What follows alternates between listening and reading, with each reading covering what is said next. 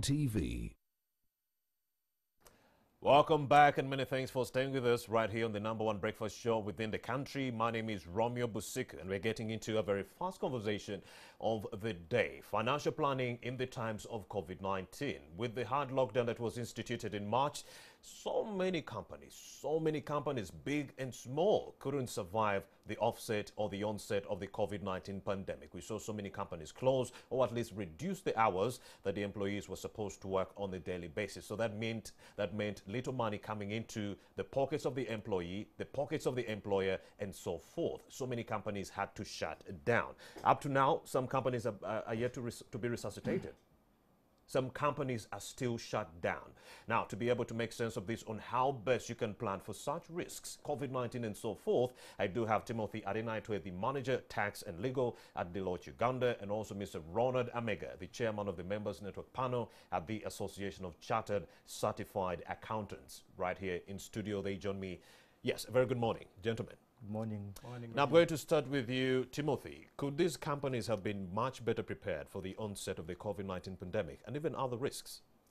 Absolutely, yes. Companies need to be prepared for anything that can happen. It was unfortunate that the pandemic came. However, anything else other than the pandemic could have come. So, because anything, the sales can fail, maybe your major resources in the company can stop and they all resign. So when companies are doing planning, they need to plan for contingency. And this is where during the annual plan, you talk about the business continuity plan.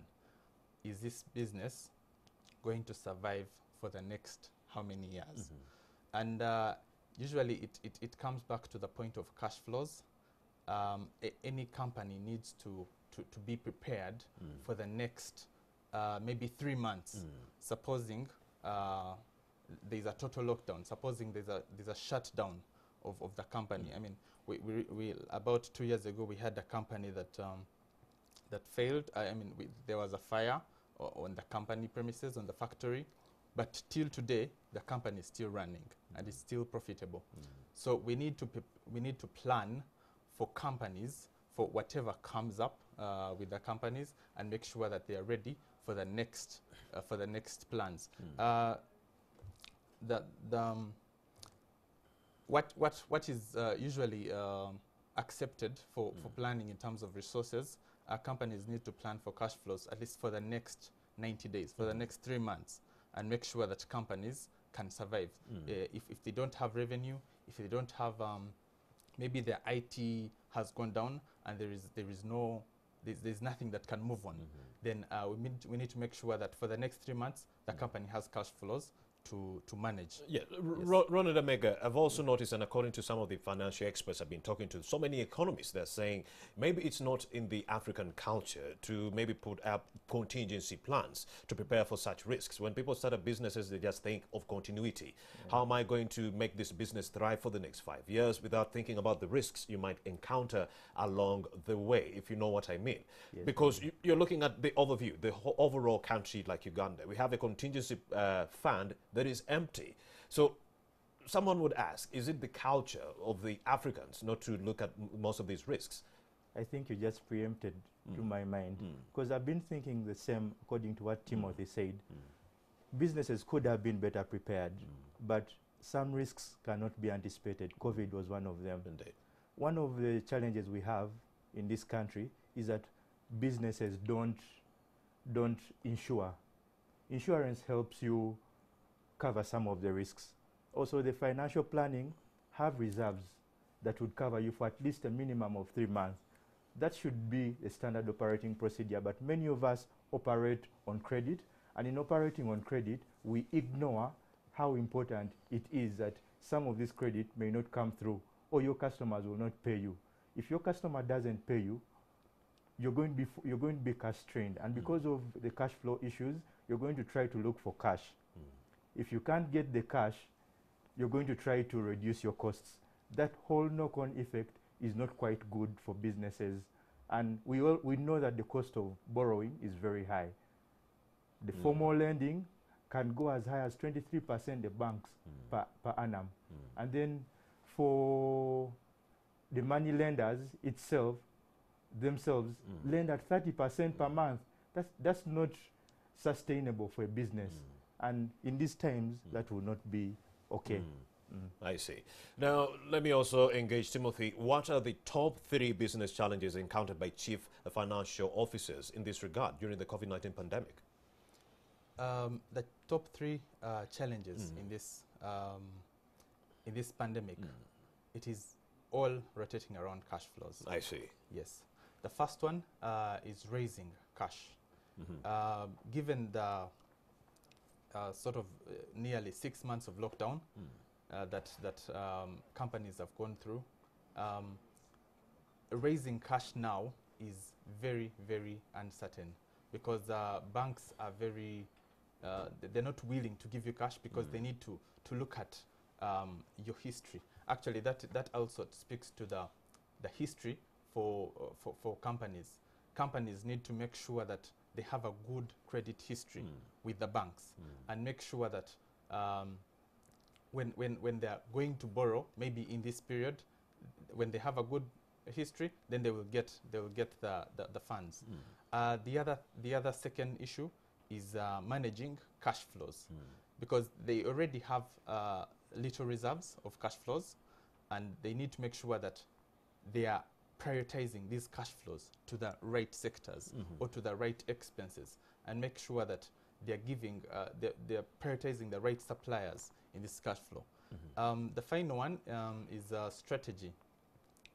Strategy is very uncertain, because when planning right now for the future is going to be hard, because given that you've been hit with a lockdown, you don't know what's coming tomorrow.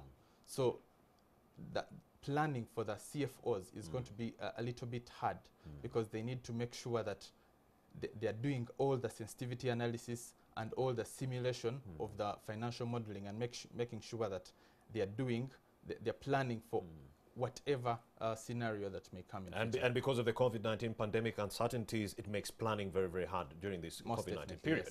Yes. Now, let me also get your opinion, Ronald Amega. I'm sure you have a submission to what he wanted to say, but then he talked about companies being hesitant to offer loans to maybe the CFOs and some other SMEs. So how are they going to thrive during this COVID-19 pandemic if even the banks are not willing to offer these loans? I myself, I wanted to secure a loan from a bank to start up a business, but then there was one missing factor, 1 month that was never paid in a full year. And they said, we have seen inconsistencies in the flow of your money. One single month. So I'm looking at someone who has a company, and you've been hit by COVID-19. Maybe you need a bailout, a loan from a bank, which is also not sure because of the uncertainties. Where do these CFOs fall in this period now? What are the options? It takes us back to the first point. Most of our businesses do not do long-term planning, and neither do they do any formal planning. Most of the planning happens in their heads. So you see the business owner works with all the ideas. They do not have the culture of sharing ideas or having written plans. When you approach a financial institution for funding, they're going to ask you, what's your business plan? They will also ask you, what is your performance like? In the performance, they're interested in the financial statements. If you're not involving professionals like accountants to prepare these records for you, you'll not be prepared to get a loan. Now, Ronald, has this crisis been a great experiment for chief financial officers in setting priorities? Yes. For the chief financial officers, maybe just to put it in context, the CFOs don't operate in a bubble. They operate as part of the business. As SCCA, maybe just, I don't know whether this would be preempting. This year we have the CFO Awards on 10th December, and the theme is building resilient leaders and organizations. So for the CFOs and the businesses, this has been a very good chance for them to define their purpose. And they would focus on the purpose of the processes, the products or services, the people, and also the metrics. That would be a very good chance for the CFOs. I see. Also, let me also bring in Timothy. He mentioned something about the theme for this year, building resilient leaders and organizations. Do you think it's applicable in the Ugandan organization context with regards to the small and medium enterprises? Yes, most definitely. It is very applicable because what the pandemic has taught all businesses in Uganda is something that that needs to be caught for the next future. Right. Particularly for SMEs, I believe they've been the most hit in this pandemic, and we always learn from our experiences. The SMEs have had a lot of cash flow deficits, and therefore, in this period, they've learned how to plan and make sure that they know how to source funds. Ronald talked about the banks and the money lenders.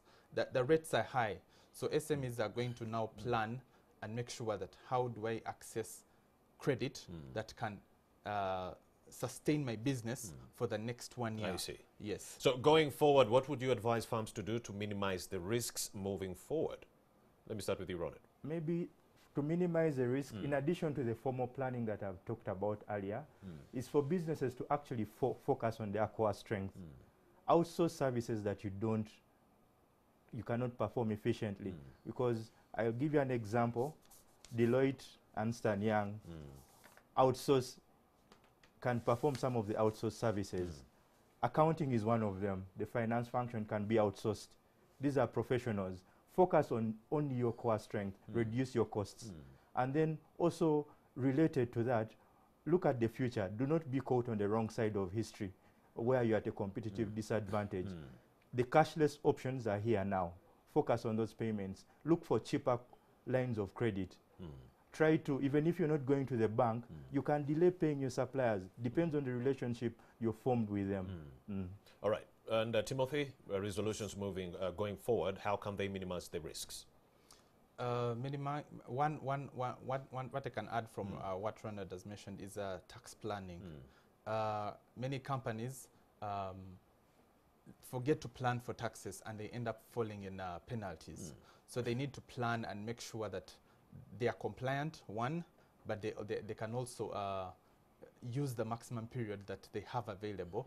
URA has given many amnesties during this period, and companies can utilize that and make sure that within the period, when URA says we can allow you this period to pay, then go back to your finances, go back to your account, and make sure that your finances are flowing. Okay, Timothy and Ronald, thank you very much for your submissions, and thank you for making the time to speak to NTV Uganda.